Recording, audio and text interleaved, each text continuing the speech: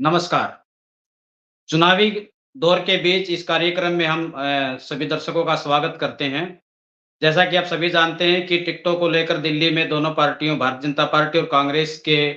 आला नेताओं की मीटिंगों का दौर जारी है। दोनों ही पार्टियाँ चाहती हैं कि किसी तरह से चुनाव में जो जीत के दावेदार या हम ये माने कि जो चुनाव में जीत दर्ज सकें ऐसे उम्मीदवारों को लेकर दोनों पार्टियों के आला नेता इस वक़्त प्रयास कर रहे हैं कि ऐसे उम्मीदवारों का चयन किया जाए कि जो जीत कर विधानसभा पहुँचे और सरकार बनाने में एक आसानी हो सके। इसी बीच जो खबरें आ रही हैं वो पहले ये थी कि कांग्रेस पार्टी ने कल लगभग अपने 49 नामों को फाइनल रूप दे दिया है, जिसमें से 34 को उन्होंने फाइनल कर दिया और 2 दौर की मीटिंग के बाद ऐसा किया गया जबकि 15 सीटों को लेकर 2 नाम थे, उन पे चर्चा आज फिर से होनी है। दूसरी बड़ी बात ये है कि कहीं से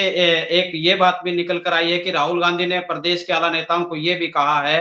कि आम आदमी पार्टी के साथ समझौते की संभावनाओं को तलाशा जाए कि अगर पार्टी आम आदमी के साथ समझौता करे तो उसके क्या परिणाम आ सकते हैं और कौन-कौन सी सीटें उनको दी जा सकती हैं। इस बात को लेके आज सुबह हिमाचल सदन में भी प्रदेश के नेताओं की बैठक हुई और इस बारे में विचार-विमर्श भी किया गया। हालाँकि मैं उसके परिणाम क्या आए हैं ये अभी क्लियर नहीं हो पाया है, लेकिन ये माना जा रहा है कि पार्टी जो प्रदेश के नेता हैं वो इस बात के पक्ष में नहीं है कि आम आदमी पार्टी से किसी तरह का समझौता हो क्योंकि उन्होंने कुरुक्षेत्र के चुनाव में देखा कि लगभग जो सीट वो जीत सकते थे वो जीत नहीं पाए आम आदमी पार्टी समझौते के कारण कांग्रेस का कुछ वोट छिटक के और दूसरी जगह चला गया था। इसी बीच जो आज ये भी माना जा रहा है कि एक सीईसी की दो शाम को बैठक होगी तो उसमें कांग्रेस लगभग सभी 90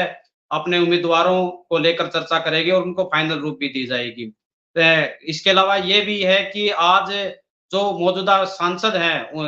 उसमें चाहे कुमारी सैलजा हो, चाहे रणदीप सुरजेवाला हो, वो हरियाणा के चुनावी समर में उतर सकते हैं या नहीं उतर सकते, इस बात को लेके भी चर्चा की जाएगी। अगर वो इस बात की हामी भरी गई तो निश्चित तौर से आने वाला चुनाव फिर से रोचक होगा क्योंकि रणदीप सुरजेवाला और सैलजा दोनों ही चाहते हैं कि वो विधानसभा का चुनाव लड़ें और कहीं न कहीं जो हरियाणा के वरिष्ठ कांग्रेसी नेता हैं भूपेंद्र सिंह हुड्डा वो नहीं चाहते या उनका खेमा भी नहीं चाहता कि मौजूदा दौर में रणदीप या सैलजा चुनावी मैदान में उतरे। दूसरी तरफ जहाँ भारतीय जनता पार्टी ने कल 2 सुनील पूर्व मंत्री सतपाल सांगवान के बेटे को भी भारतीय जनता पार्टी में शामिल किया और इसके अलावा एक अन्य देवेंद्र बबली जो हरियाणा सरकार में ही मंत्री रहे हैं, जेजेपी के विधायक थे, उनको शामिल किया। उसके बाद आज हरियाणा में सुबह जो गोकुल सेतिया, लक्ष्मण दास अरोड़ा जो सिरसा के बड़े कद्दावर नेता कांग्रेस के रहे हैं, उनके जो नाती उनको शामिल किया गया और माना जा रहा है कि सिरसा में उनका बड़ा प्रभाव है। इसके अलावा डबवाली, रानिया जैसे इलाकों में भी वो उनका प्रभाव पड़ेगा कांग्रेस में शामिल होने के बाद और ये माना जाता है कि शायद वो सिरसा से संभावित उम्मीदवार हो सकते हैं। दूसरा ये भी माना जा रहा है कि बड़े सूत्रों से सूचना आ रही है कि हरियाणा के बिजली मंत्री और जो निर्दलीय विधायक थे और मौजूदा समय में भारतीय जनता पार्टी के ही वो नेता है क्योंकि हिसार पार्लियामेंट क्षेत्र से वो भारतीय जनता पार्टी में शामिल होकर उन्होंने चुनाव लड़ा था, वो भी आज कहीं न कहीं कांग्रेस जॉइन कर सकते हैं। तो 2 नेता आज एक नेता शामिल हो चुके हैं, दूसरे देर शायद तक उम्मीद लगाई जा रही है कि वो भारतीय जनता पार्टी छोड़कर कांग्रेस में आ सकते हैं। इसके अलावा जो टिकटों को लेकर खलबली मची हुई है, उसमें दोनों ही पार्टियाँ चाहकर भी अपने उम्मीदवारों के नाम का ऐलान नहीं कर पा रही। उसके पीछे बड़ा कारण ये बताया जा रहा है कि दोनों ही पार्टियों को ये आभास है कि जो भी पार्टी पहले टिकटों की घोषणा करेगी, उस पार्टी में भगदड़ मचना लगभग तय माना जा रहा है क्योंकि ऐसा हम देख चुके हैं कि जैसे ही कांग्रेस ने देवेंद्र बबली को टिकट से इनकार किया तो उन्होंने भारतीय जनता पार्टी का दामन थाम थाम लिया।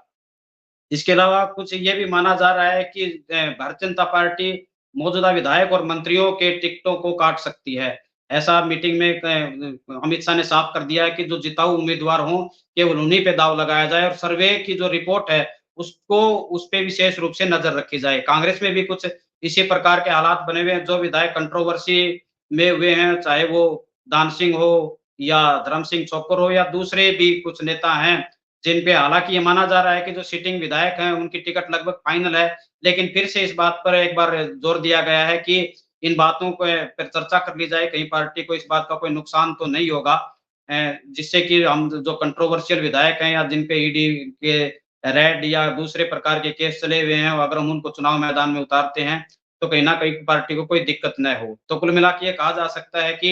आज दोनों पार्टियाँ फिर से मंथन में जुटेंगी और लेकिन अभी तक दोनों ही पार्टियों से ये कोई पुख्ता सूचना नहीं आई है कि आज भी दोनों पार्टियों की लिस्ट जारी हो सकती है। तो ये अभी तक की सूचनाएँ जो थी वो यही थी। आप देखते रहिए हमारा ये चुनावी विशेष कार्यक्रम। सभी दर्शकों को नमस्कार।